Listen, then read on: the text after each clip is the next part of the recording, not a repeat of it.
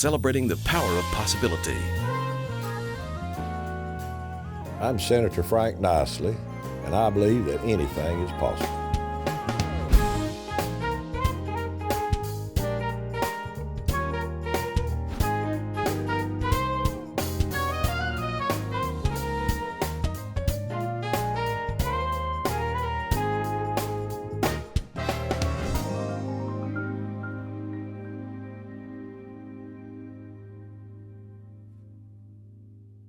This is Anything is Possible. Thank you for joining me again for this episode.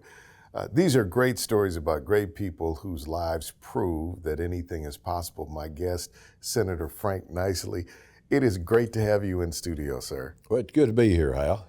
We go way, way, way back. I've interviewed you a ton of times on the radio. Yeah.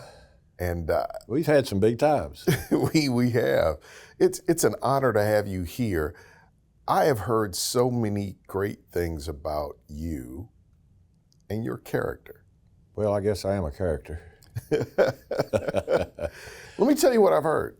Now, some of that stuff's not true. This is just the good stuff, right? Yeah, tell the good stuff. One, you're old school where a handshake to you, your word is your bond. Yep, that's the way I was raised. If Frank Niceley tells you something, that's what it is. And you're not going to tell this person one thing and this person one thing. You're both going to get it straight. And I wanted to start there with you. You do what you say you're going to do, and you're a man of your word. That's what I've heard across the board. Whether you agree with them or not, you're going to get it straight, and you can count on that, and that's what it is. Is that accurate? That's so easy to live like that. That makes life easy. Walk me through how you got that way.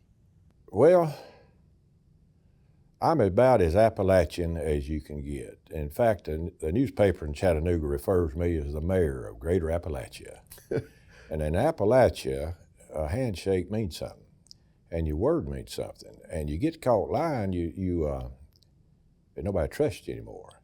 And like we were talking before, I had 8 great-grandfathers that I know of that fought in the American Revolution that are buried here in East Tennessee. 8? You can go back. 8. I got 8 of them. You can go where they're buried. Yeah. And so I'm about as East Tennessee as you could get. It's kind of funny. East Tennessee has different humor than West Tennessee or the Yankees. You know, the Yankees come down here, they don't have a lot of humor about them. If they do, we don't understand it. But they don't understand my humor, so I say something on the Senate floor, kind of an attempt at humor, and the East Tennessee boys get it, and the West Tennessee boys, they stand there and look at you, say, what's funny? But where were you born? I was born over here at Fort Sanders Hospital, 1947. Are you 77 My mother years was a old? registered nurse. She graduated in nursing school about 1930, and she said they used to go out and take people's appendix out on kitchen tables. Most of them would live. That was a long time ago. That's almost 100 years ago. Tell me about your mother and your father. Well, my dad was, they were East Tennesseans, of course. The Niceleys were Swiss. They came from Switzerland in with the Amish up there into Pennsylvania. And they were Anabaptists, when they ran them out of Europe. And William Penn brought them in because they were good farmers. And they were mainly German, Swiss German. They were Swiss, but they talked German. My mother's people went over to coal fields over in Clarefield and Egan and Jellicoe and over in that area, and they were mainly Welch.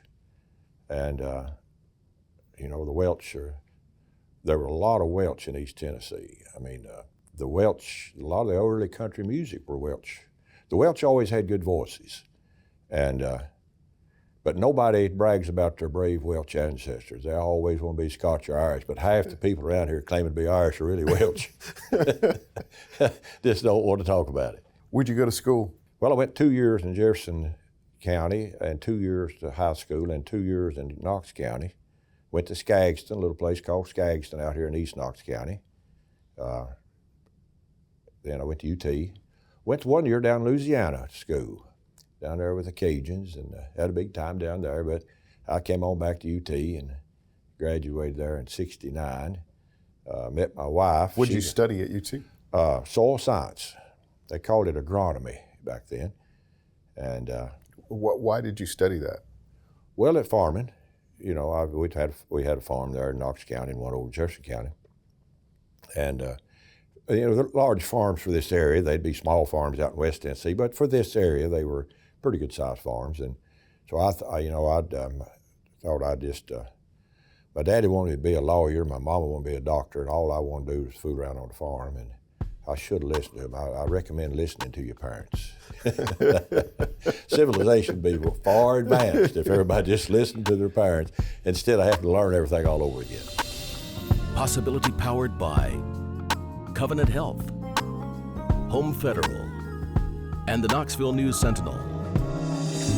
Now you can listen while you're on the go with Anything is Possible, the podcast.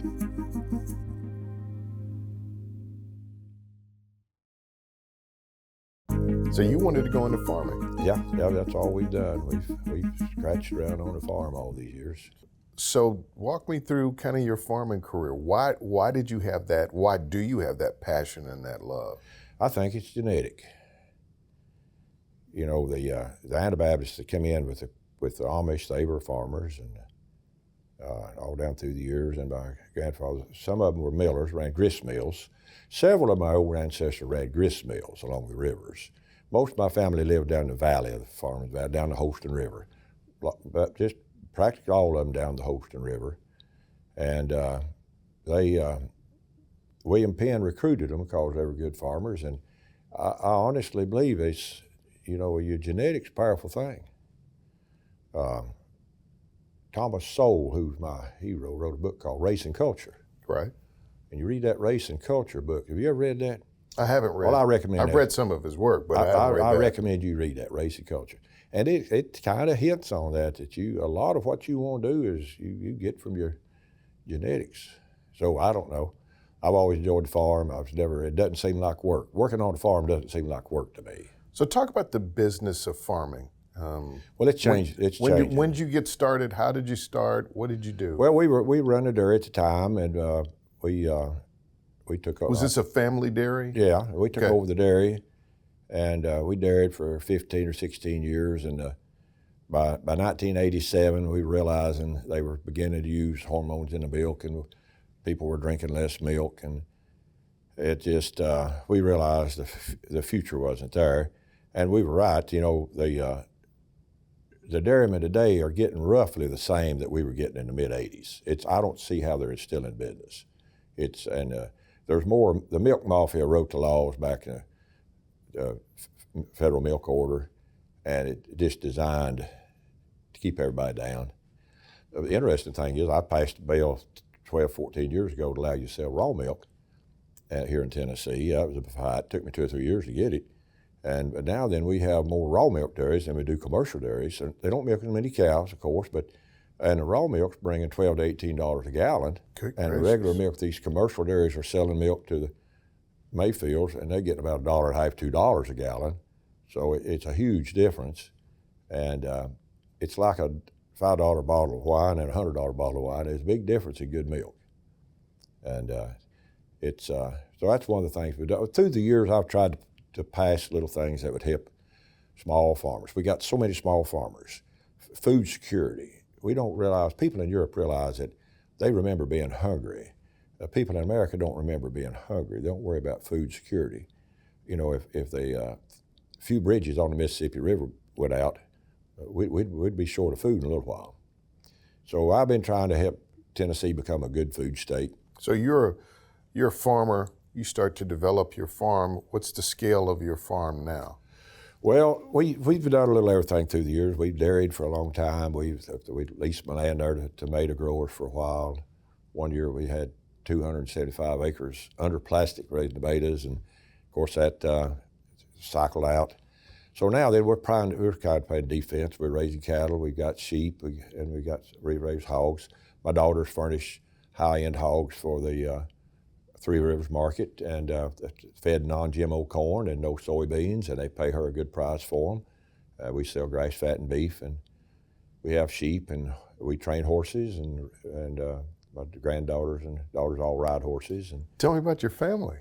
well, I have 3 daughters and a son, and then 4 granddaughters and a son, and we like to take our horses and load them in a trailer and go all way off and ride our horses. Last summer we went to southern Utah, and we rode our horses in the around the Grand Canyon and then Monument Valley, rode through the Monument Valley where John Wayne had made the Searchers and Stagecoach and all those old movies back in the late 1930s. And we hired an old Indian woman as old as I am named Effie, and we paid her good, and she took us on trails around through the Monument Valley and showed us where this movie was made and that movie was made, and showed us the tree where their mother was born under, and showed us the tree where their mother was buried. I bet you that was exciting. It was a wonderful trip.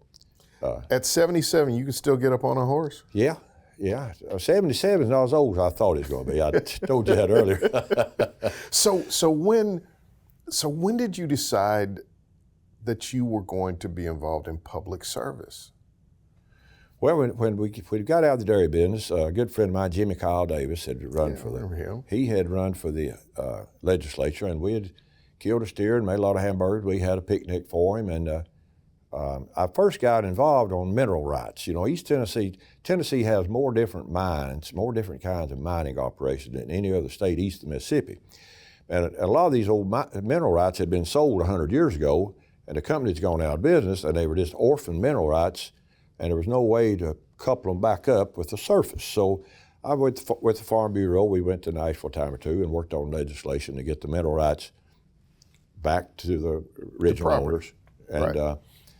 And that kind of got me interested. I remember the first time I went to a committee down there, it would have scared me to death to get up and had to say anything. But somewhere through the years, I figured out that it was all right to get up and speak. Nobody's going to kill you. And we've, through the years, it's amazing what we've done in the legislature. Now, I know it's unnatural to brag on a bunch of politicians, but we've abolished inheritance tax, abolished the Hall's income tax, abolished the gift tax, abolished the professional tax. We've cut sales tax on everything, cut the franchise and excise tax on all the small businesses. I mean, it's amazing. Every time we cut taxes, we end up with more money. Art Laffer told us if we do that. He's the one who told us to do it. He says, if you will abolish these taxes, you'll have more money than you can spend. Tennessee's the lowest debt state in the nation. We're lowest taxes in the nation. We've got close to $70 billion in reserve to take care of our retirees. And we got about $15 billion for their 401ks.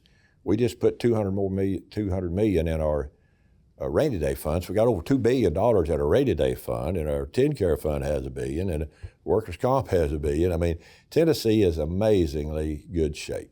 What's the future of Tennessee small farmers? Well, I've like I say, I've done a lot of little things to try to help them. We're in the process now of taking back over our meat inspection from the federal government. Every state around us inspects their own meat. That makes it easier for a farmer to process his animals locally and sell. People want local food. They don't want factory food from out west. It's been treated a lot of different ways that you don't want to talk about, right? There's a huge difference. If you get local grass-fed, grass-finished beef, for instance, the taste, everything is just... Everything's good, and it's nutrient dense. You don't eat as much, and keeps that dollar at home. I passed a bill to let us label our meat Tennessee meat. You know, the federal government did away with country of origin labeling, so right now you don't know where your meat's coming from. It's somewhere in the world. India right now sells more beef than Argentina, but it's all water buffalo. Well, you may go to Walmart in 1 week, get water buffalo. Well, you may want some more, but you don't know because it's not labeled. But I passed a bill where if it puts on there Tennessee beef, I passed a little bill, so Tennessee milk. If you go to Weigel's buys all of his milk in Tennessee, and there's a little logo down there that says Tennessee milk. Then they've got Tennessee meat. And just little things through the years that I've tried to do to help the small farmers, keep them viable.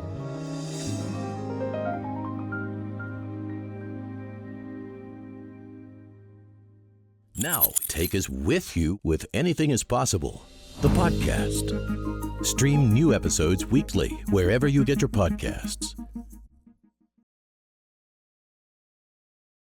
Talk a little bit about the values of a farmer. Well, the farmers are environmentalists. They want to take care of the farm, and they don't want to see their topsoil washed down the river. They want to protect it. And through the years we've done a good job protecting it. Our yields are higher than ever before. The grain farmers. I mean, they say farming's the only business where you can lose money every year and stay in business. But still, there's something about the land and farming. There's places in the world where they farm the land for thousands of years, and the land is still producing. And one of the most interesting things you can read about sometime is down in South America, they found land there called the Black Land of the Indians, Terra Petra de Indigo. Now, the Native Americans in South America, hundreds of years ago, they were making this land, they were adding smoke and tar and wood chips and pottery shards and everything, and it's deep and it's rich and it's full of micronutrients and it's full of microorganisms, and it actually grows every year. And these modern day scientists, they know that the Indians made it, but they don't know how they made it, and they can't duplicate it. But it's so rich you don't have to use fertilizer on it. Google it sometime, read about it. The Black Land of the Indians, Terra Petra de Indigos. And that's an amazing thing. The microorganisms in the soil are so important. They say in a plow layer of soil, there's more, if you had all those little microorganisms out there, they'd weigh more than a cow. Wow. And there's a direct correlation between the health of these microbes in the soil and the health of our microbes and our microbiome in our intestines. And so we have to be careful what's in our soil because it's affecting us.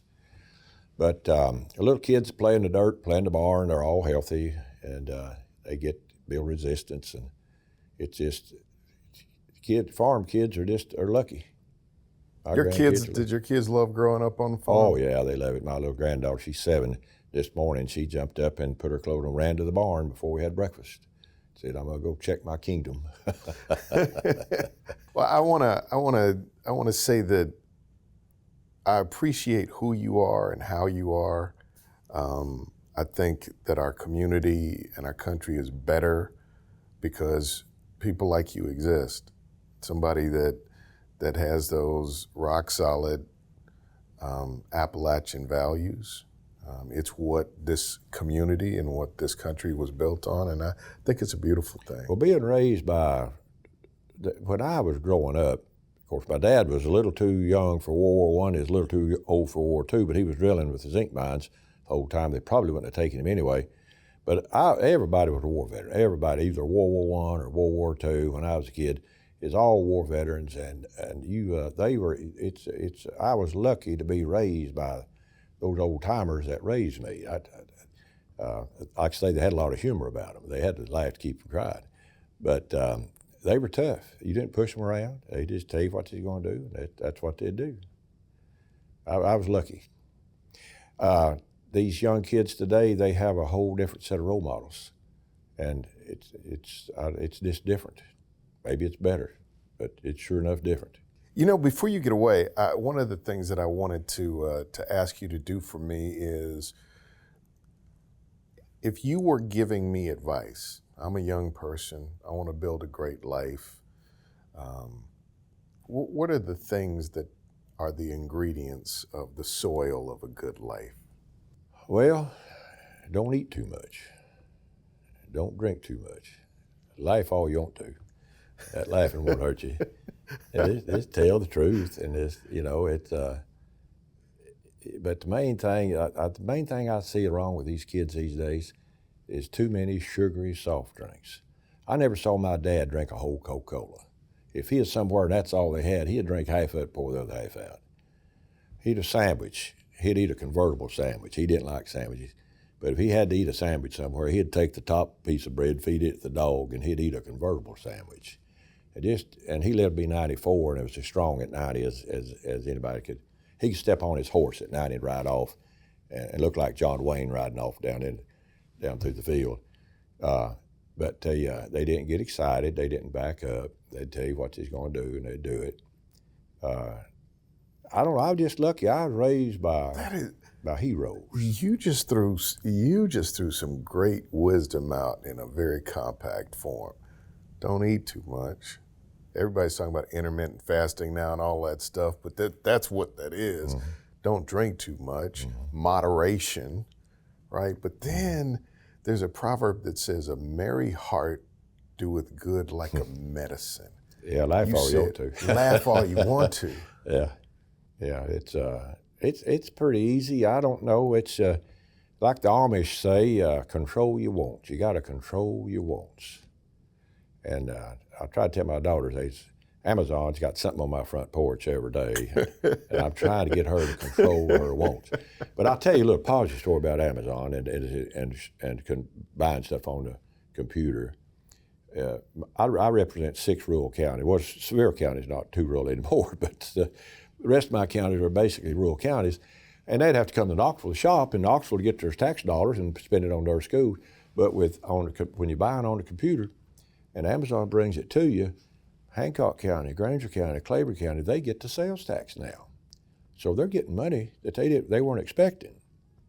So they got money for their schools, and everything's kind of working out. People say, well, buying on the internet, it's hard on these brick and mortar guys. Well, it is, but it gets our sales tax back where they need to be and helps our little rural counties have enough money to do a good job with their kids and schools and everything. So everything has a way of working out. America's a great place. I think everything will work out. You know, Reagan was optimistic. He was always optimistic. He was. You got to be optimistic. And we don't know how it's going to work out right now, but it'll work out. Senator Frank Nicely, thank you for being on. Well, thank you for having me, Hal. On anything. I'll tell you one thing, you're holding up good. You don't look a bit different the first time I ever saw you. Thank you for being here. Yes, sir.